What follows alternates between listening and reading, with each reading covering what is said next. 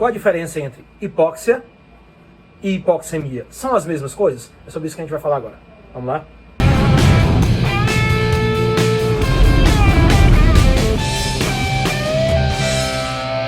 Nós temos um processo de ventilação e um processo de respiração. A ventilação se trata desse trabalho mecânico que o nosso corpo faz para poder inalar o ar atmosférico e poder alimentar com oxigênio nossas células. Tá? E a respiração é um processo físico-químico que ocorre dentro das nossas células, facilitando assim a utilização do oxigênio que é inspirado pela ventilação. Beleza? Muito bem. Então nós inspiramos, esse oxigênio passa pela via aérea e chega até os alvéolos. Para ele passar dos alvéolos para os capilares, ele precisa de uma pressão. Então, aí é que se dá o que nós chamamos de hematose. Então, esse processo de passagem de oxigênio do alvéolo para o capilar é chamado de hematose.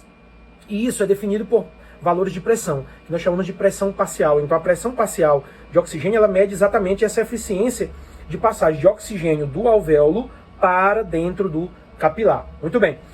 Então, quando nós temos um sangue arterial, né, esse sangue arterial está rico em oxigênio, ele tem uma perfusão parcial de O2, ele tem pressão de O2 entre 80 e 100 milímetros de mercúrio, nós dizemos que ele tem uma PaO2 dentro dos limites de normalidade. Tá? Então, quando nós temos uma condição onde não temos uma pressão parcial de O2 dentro do sangue arterial adequado, aí nós chamamos de hipoxemia. Tá? Já quando nós não conseguimos entregar adequadamente oxigênio, esse oxigênio para as células, aí nós temos o que nós chamamos de hipóxia. Beleza? Então, recapitulando, hipoxemia é a quantidade pouca de oxigênio expressada pela PaO2, tá? Dentro do sangue arterial. E a hipóxia é um sinal de pouco oxigênio no tecido, ou seja, é a passagem do oxigênio que sai da circulação e entra no tecido, entra na célula, tá? E essa hipoxemia, gente, ela pode ou não estar interrelacionada com essa hipóxia, porém são coisas diferentes. Às vezes você pode ter uma hipoxemia e pode não ter uma hipóxia. E às vezes você pode ter uma hipóxia e não ter uma hipoxemia, ou pode ter as duas juntas, tá? Então, tem um ditadozinho que a gente diz da seguinte forma: toda hipoxemia gera uma hipóxia, mas nem toda hipóxia pode ser gerada de uma hipoxemia. Tudo bem? Então, são detalhes importantes que a gente precisa saber. Importante lembrar aqui também que nessa hipoxemia nós podemos ter variações, que pode ser classificada como leve, quando você tem, por exemplo, de 79 a 70 de PaO2.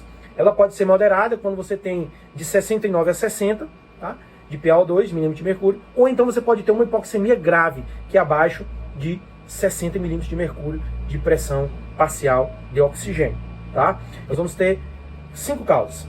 A primeira é a hipóxia hipoxêmica, que é quando você tem uma baixa relação de O2 dentro do sangue arterial, que consequentemente vai gerar uma hipóxia, ou seja, uma pouca entrega de oxigênio aos tecidos. Você pode ter uma hipóxia relacionada à estagnação, que é quando por alguma situação você não entrega, né, esse sangue oxigenado ao tecido, como por exemplo uma obstrução, né, por um ateroma, alguma coisa desse tipo. A hipóxia anêmica, que é quando você tem uma situação de anemia, você tem uma inspiração, você tem uma disponibilização de O2, porém você não consegue carregar esse O2 adequado através da hemoglobina. Tá? Nós temos também a hipóxia histotóxica, que é como, por exemplo, no caso do envenenamento por cianeto. Tá? Então você respira, normal, você inala o oxigênio, porém não tem capacidade de utilizar esse oxigênio por conta do envenenamento do cianeto. E nós temos, por último, a hipóxia por afinidade de O2, que é quando nessa situação você tem uma ligação, né, de hemoglobina com oxigênio muito forte, né, isso em termos químicos, e ela não consegue se desligar para a célula absorver esse oxigênio, beleza? Então basicamente essa é a diferença entre um e outro. Forte abraço e até logo.